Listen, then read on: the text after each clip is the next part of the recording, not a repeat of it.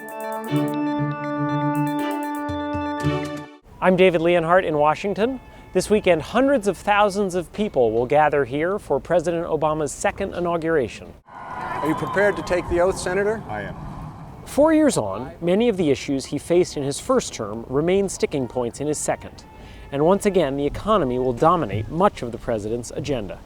Today, we'll examine the political backdrop of his second term, and we'll explore the meaning of his presidency to people of color. I told this president early on that I'll be the head of the N.A.A.C.P. He can be the head of the country. And finally, how a young drill team rose above the violence on the streets of Chicago to march in the inaugural parade. I love the president. I just can't explain how much he means to me. Inaugurations are typically moments of political unity, but the country today faces a heated and divisive political climate. We traveled to one California town to talk to people on either side of the partisan divide. Rural Fresno County, California was once a conservative stronghold, but its demographics, like those of much of the country, are shifting.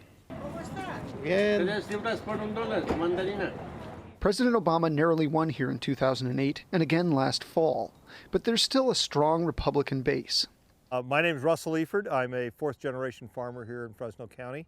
I am a registered Republican. I did vote for Mitt Romney. Like most Republicans, Efird opposes many Obama policies, but as a farmer dependent on manual labor, he does agree, to a point, with the president on immigration reform. Yes, we might be a little more aligned there. No, not amnesty, but just good, comprehensive, something that will allow us to have the people that we have to have. The largely Latino labor force of the Central Valley has grown and is one of the reasons the vote here is changing. This region has been trending more heavily Latino and Asian. Okay. The voting trends in both the Latino and the Asian communities is increasingly moving in the Democratic direction. Among Obama's backers, the economy is still a concern. I voted because I felt that he deserved a second chance. But the second term was more for the opportunity for the people, creating new jobs, giving people opportunity for entrepreneurship. I just feel like everything's getting better. I'm one of the people that lost their houses, and there was no help for us. And I see now that there's all kinds of other programs out there. For others, gun control is a pressing issue. I'm a lifetime member of the N.A.A.C.P. It's an ex-military. We don't need assault weapons. You got weapons for hunting, weapons for target practice, sport, home security. You don't need nothing over a .22 caliber or a shotgun to protect your home. Then there are voters who are simply fed up with the political system. I voted for Obama in the first election because his desire made me feel American. But this last election I didn't vote because I know better. These days, it's no matter what he wants, if Congress or if the Senate doesn't agree, it doesn't matter what he wants. It's just more words. President Obama starts his second term after winning a substantial victory, but the election did not change many of the basic fights here in Washington. Earlier, I sat down with Peter Baker to talk to him about what the next 4 years may bring and how much this inauguration differs from President Obama's first. Well, what's interesting is the last inauguration, of course, was this period of great crisis for the country. Actually a very grim moment when the economy was on the precipice and the auto industry seemed, heading into the abyss and still in the middle of two wars.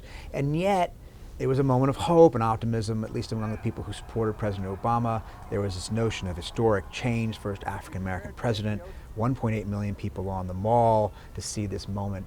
This time around, no second-term inauguration is ever as exciting as the first. We'll have a half to a third of that many people this time, and the people who are going to be taking office are the people who are already in office. So they're a little jaded and a little seasoned and a little battle-weary. We've been very focused on how the highs are lower, but the lows are also higher, as you're saying. I mean, Right. We're not in the middle of a terrible economic crisis at this point. Yeah, they're inheriting a better situation. The economy's not great, but there is prospect of a better year ahead. Obviously, they're focused on the fiscal issues, which are pretty daunting, a big national debt that still needs to be tackled, but not an acute sense of crisis that we felt, I think, 4 years ago. Rahm Emanuel famously said, you never want to let a crisis go to waste. Right. And by that, he meant that when there are very bad times going on in the country, you actually have a chance to fix some of the underlying problems. Right. Does that suggest that we're not going to see as ambitious and sweeping a second term in terms of legislation coming from the White House? Yeah, it's interesting. I think a second-term president often tries to swing for the fences in different ways because he's thinking about legacy. A first-term president wants one thing, a second term. But with a Republican House, unless he can change that in the midterms of 2 years from now, will constrain him, and the fiscal situation will constrain him. There's a limit to how much he can do. So I think he'd like to try something big and sweeping. I think he sees immigration as that possibility, and possibly tax reform. Reagan did that in his second term. But the range of options are more limited this time around.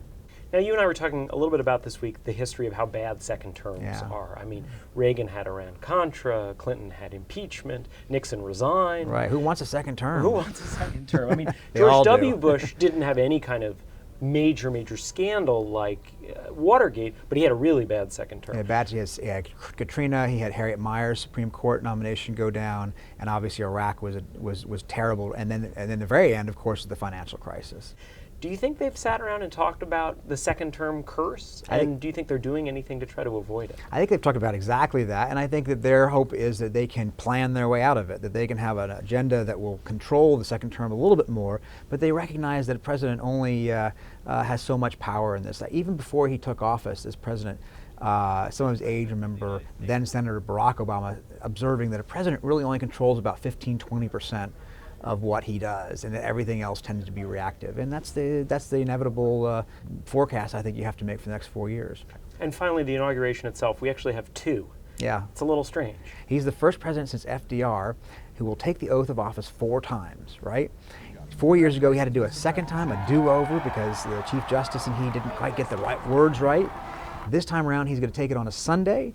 But when we do it on a Sunday, we then do it again on a Monday. So it's an interesting moment where he'll do it semi-privately on Sunday. There'll be cameras there and so forth, but no big parade. We're going to hold the big festivities on Monday. So he and the Chief Justice this time, they have two built in, so if they mess up the first, That's they can exactly right. I hope there's some practicing going on, but I think they want to get this right this time. When the country inaugurated its first African-American president 4 years ago, many hailed the event as a civil rights milestone.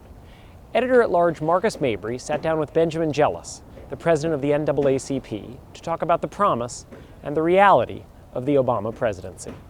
In a pattern that we've seen repeated in other areas, when the president is asked, what do you have to do, what do you have to deliver to African Americans in the second term, he often runs away from the question. Does he have to, and has he had to, run away from his own race? I don't think so. This president is proud of who he is. He's proud of what he is. You know, he's proud of his family. He's proud of their heritage, and he's somebody who represented the South Side of Chicago and understands, gets it. You know what life is like and how tough it is and the barriers that are there. But at the same time, this president has not, enjoyed the racial discussion. He's not someone who, often it feels like race has kind of chased him. I told this president early on that I'll be the head of the N.A.A.C.P. He can be the head of the country. You know, that we understand in the civil rights community that we have a responsibility to organize, to represent, to raise tough issues and to force action. While it's meaningful when he comes out and says, if I had a son, he would look like Trayvon, right? More than affirmation, we need action.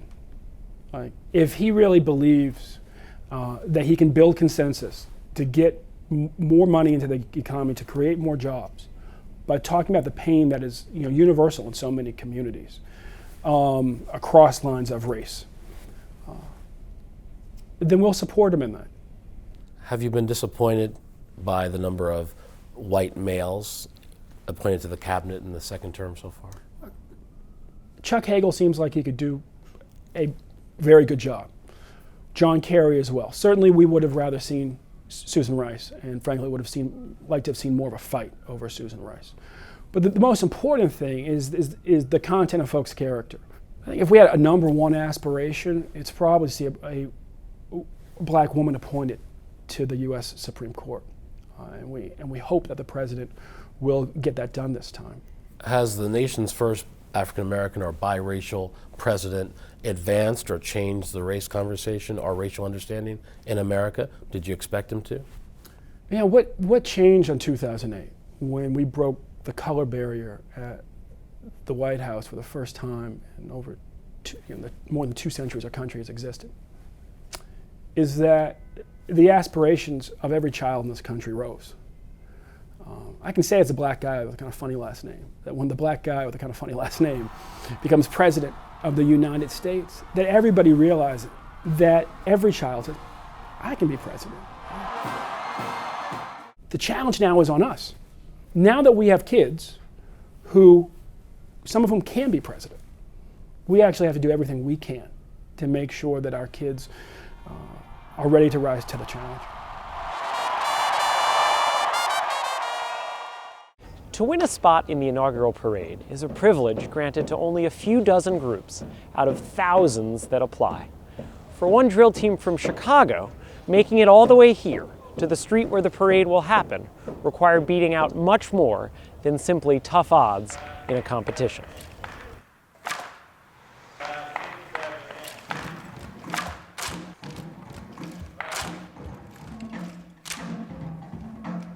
And you know, my grandma told me, she said, if Obama win president again, y'all gonna be in the inauguration. And look what happened. We got selected to perform. I really like to perform, and I see the energy that the drill team has, so that made me, energetic to perform with them. Like, more kids that love to perform, and I'm a kid that loves to perform, why not join? The most fun thing about this group is that we're a family. Basically, it's like a second family. It's someplace you can go, not just when you want to get out the house, but to keep you off the street. 2, 3, 4, 1, 2. Growing up, a lot of gangs, drugs, a lot of negativity, fighting. You get hurt, you get killed out here.